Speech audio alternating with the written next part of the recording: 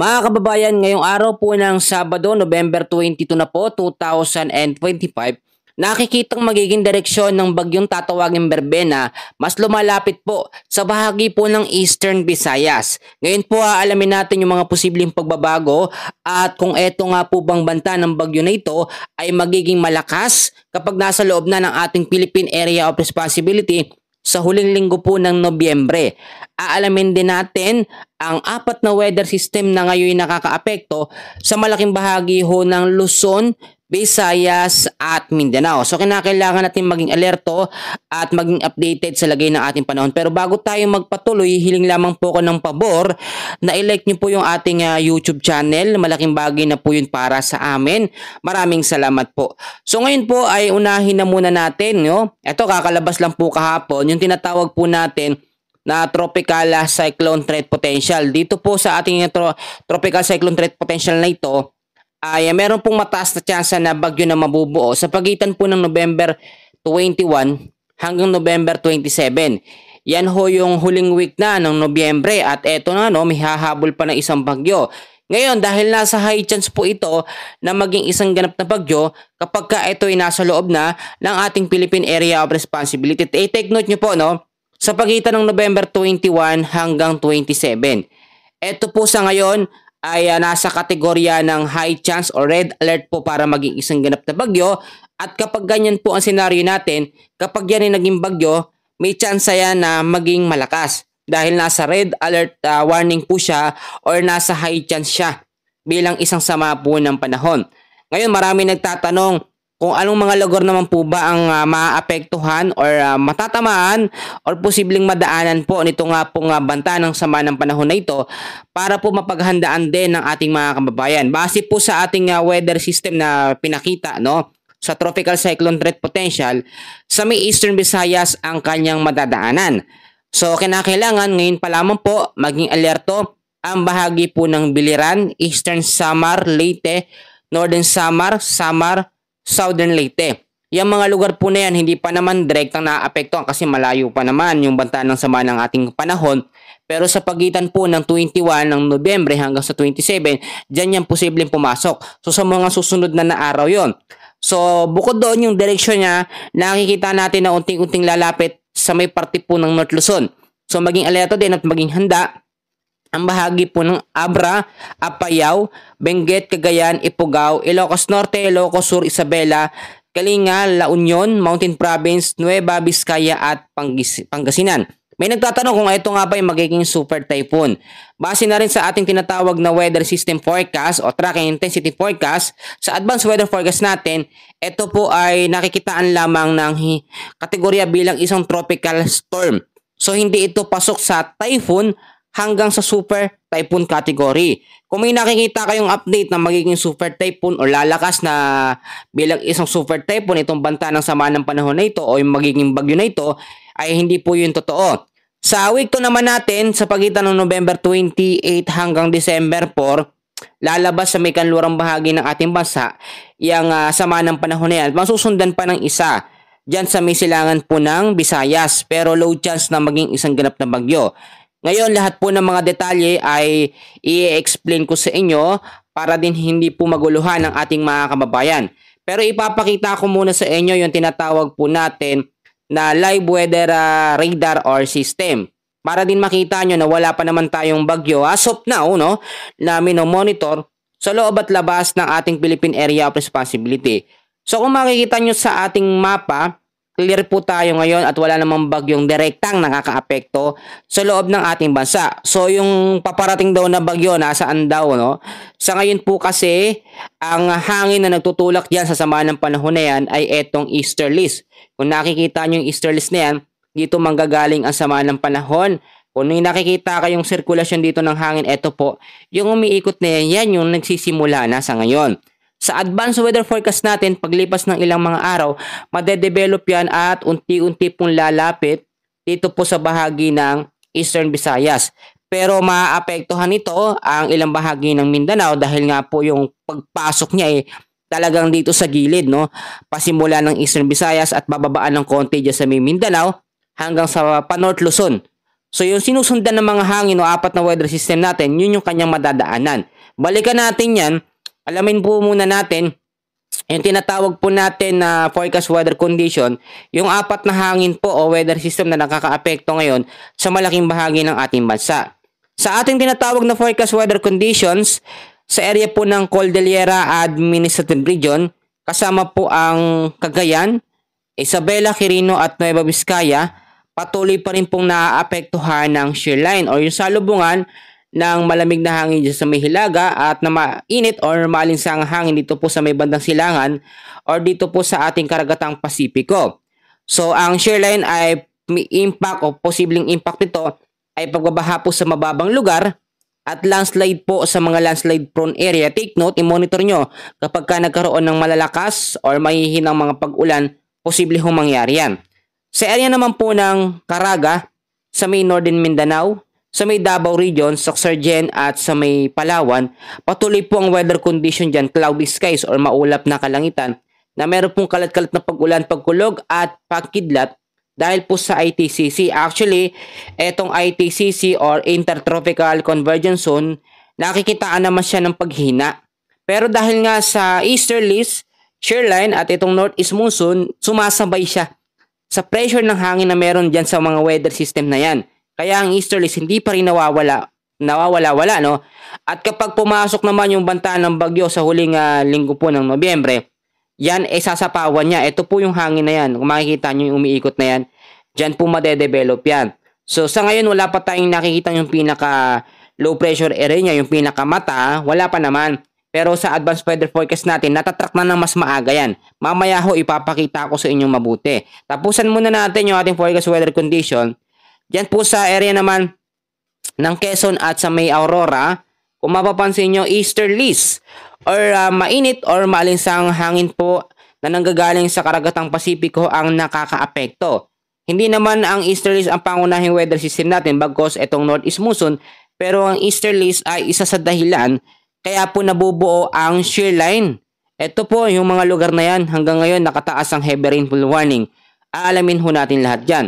Sa parte naman o area po ng Batanes, kung mapapansin ho ninyo, ngayong araw din po ng Sabado, ang chance ay cloudy skies with rains or light rains dahil po yan sa northeast monsoon or hanging amihan. Ang amihan naman talaga ang ating pangunahing weather system ngayon na nakakaapekto. Malakas yung pressure ng kanyang hangin pero hindi pa masyadong maramdaman dahil sa iba't ibang hangin din na nakasumasabay sa kanya.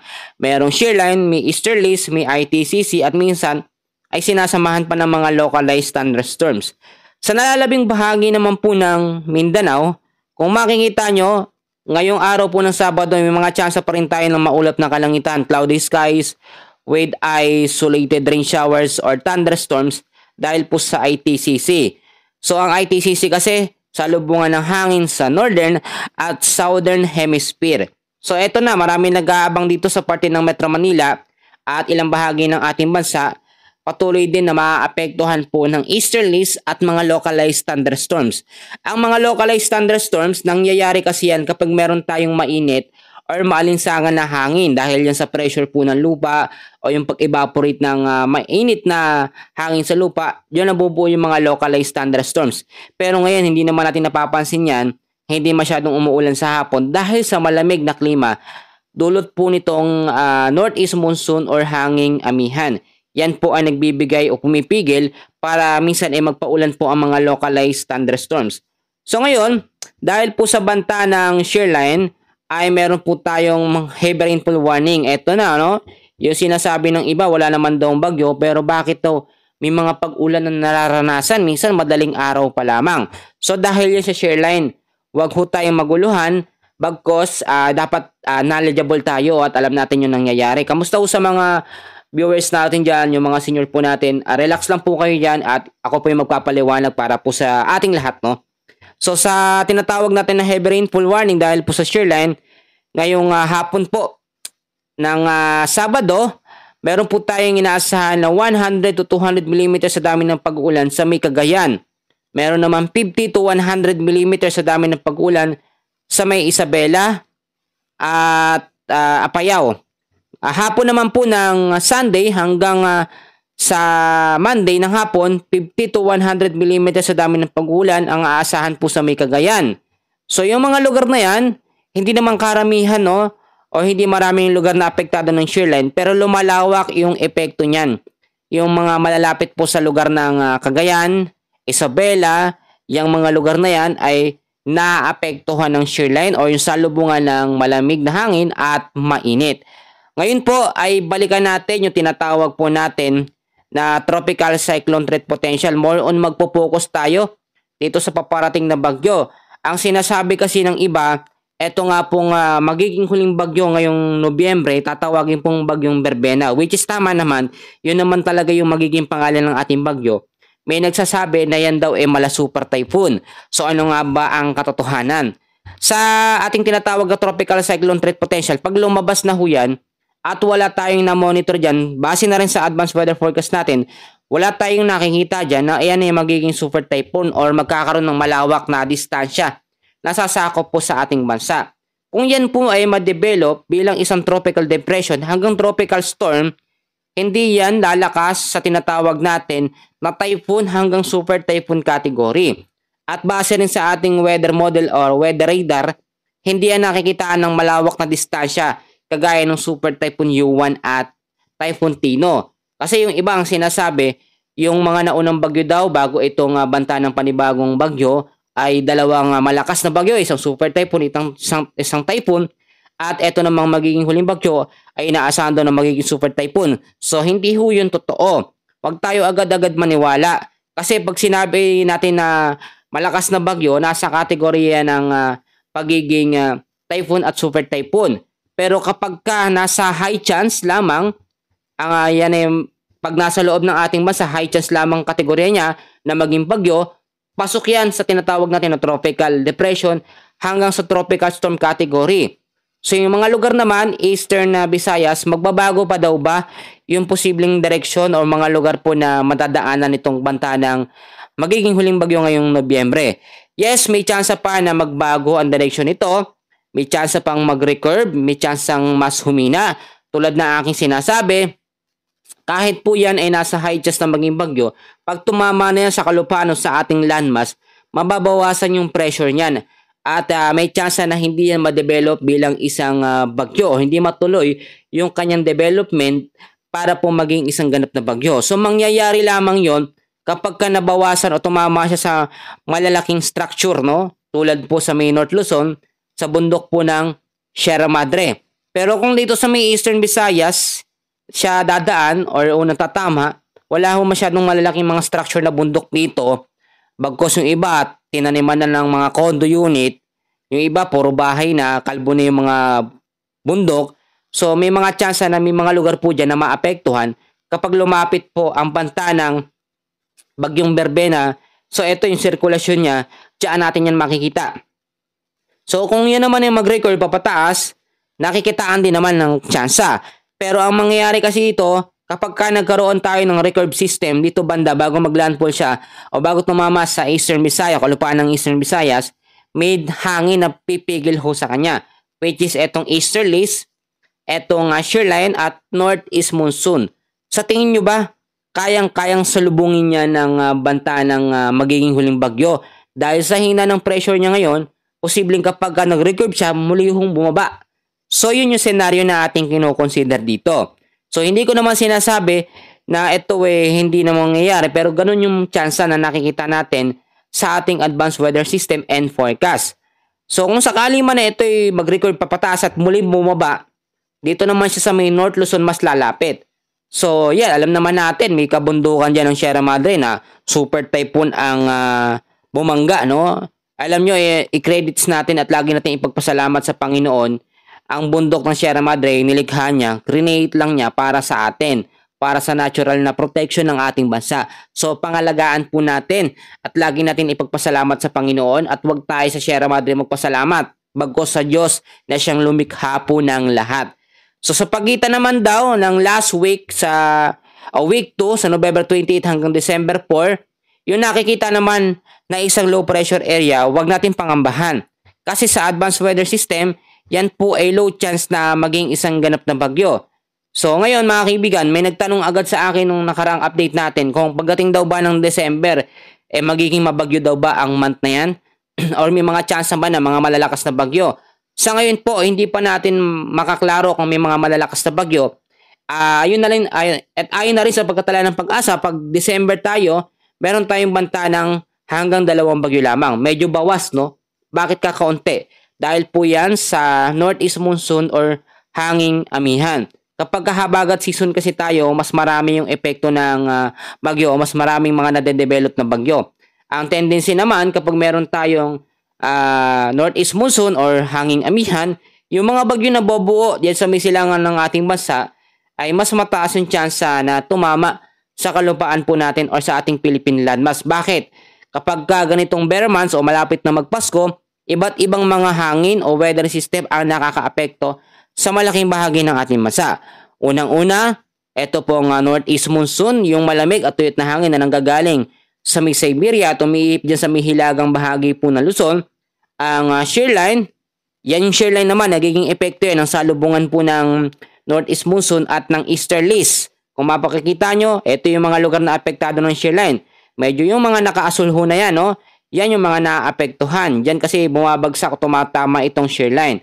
Ang easterlies naman, yung mainit or maalinsang hangin ang gagaling sa karagatang Pasipiko, hindi naman natin nararamdaman yan sa ngayon kasi mas lamang ang northeast monsoon at lamig, no? Ang ITCC, asahan nyo kapag na-develop na or may na-develop na dito na sama ng panahon o bagyo, mawawala na ang ITCC dahil sasama na siya sa sirkulasyon po ng hangin niya dito po sa banta ng sama ng panahon or mabubuong bagyo. Sa ngayon mga kaibigan, marami tayong nakikitang mga update na kung saan tatama nga sa ating bansa or dito ang magiging direksyon ng magiging bagong bagyong berbena na tatawagin.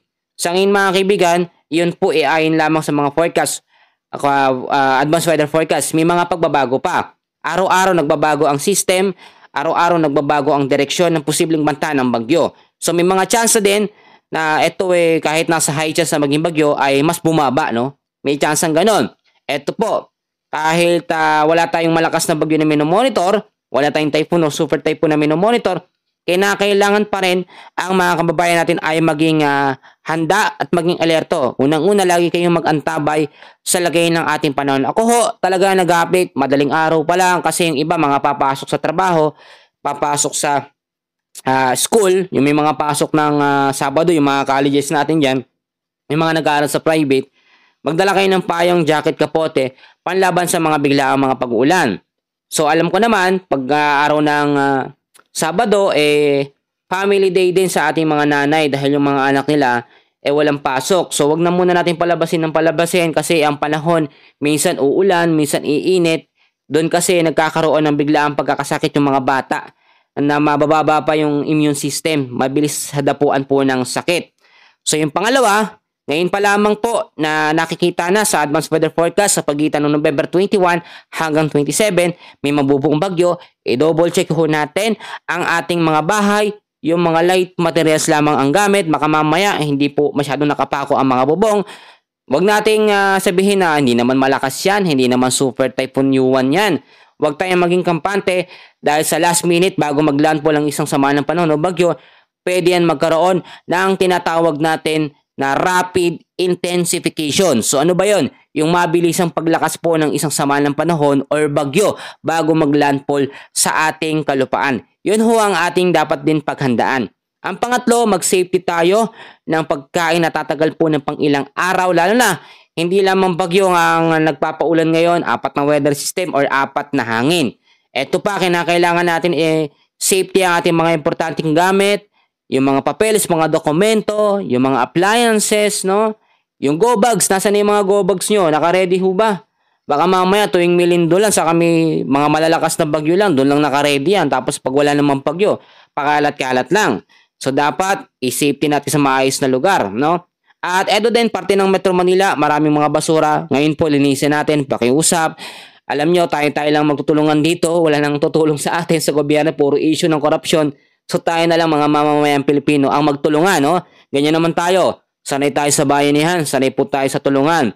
At eto, napaka-importante. Idadagdag ko na kinakailangan po nating ipanalangin sa ating may kapal, sa Panginoong Jesus ang lahat po ng sitwasyon. Kung meron man nakikita sa advanced weather forecast natin sa tropical cyclone threat potential na bagyong mabubuo, pag yan ho ay sabay-sabay natin ipinalangin, hindi yan mabubuo bagkus kayang-kayang lusawin ng ating Diyos na buhay. So tandaan po natin yan.